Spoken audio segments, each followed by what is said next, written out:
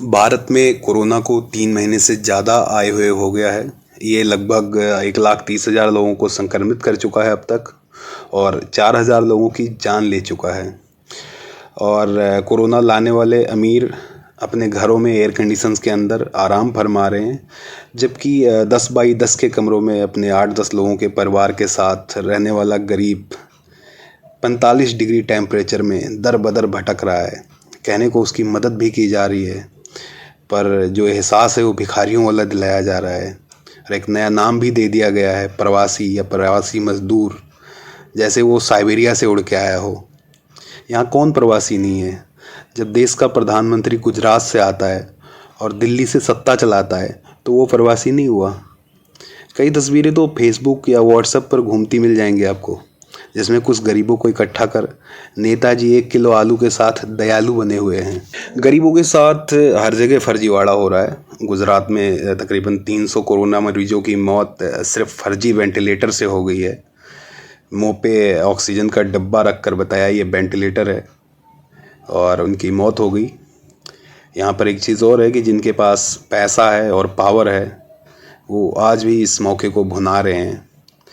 बहुत सारी कंपनीज स्थापित हो गई हैं, बन गई हैं नई, जो सैनिटाइज़र, मास्क और हैंड वॉश बनाकर महंगे दामों में गरीबों को ठग रही हैं।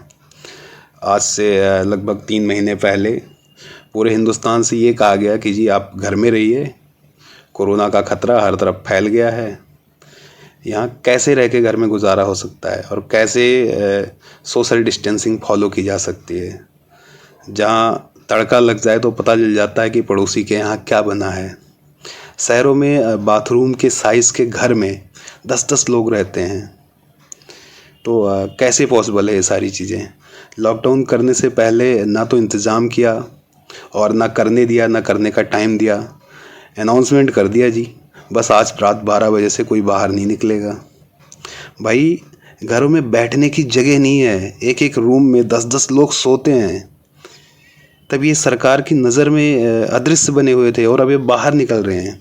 आज जब अपनी बेड़ियों को तोड़कर बाहर निकल रहे हैं तो मुसीबत बने हुए हैं। दुनिया की मतलब कथित 7वीं सबसे बड़ी अर्थव्यवस्था भारत स्वास्थ्य के मामलों में सड़क पर है। इसलिए किसी भी प्रकार से सरकार के भरोसे मत रहो और खुद ही अपनी इम्यूनिटी को मजबूत करो और कोरोना से लड़ो, क्योंकि अब इसे रोका नहीं जा सकता।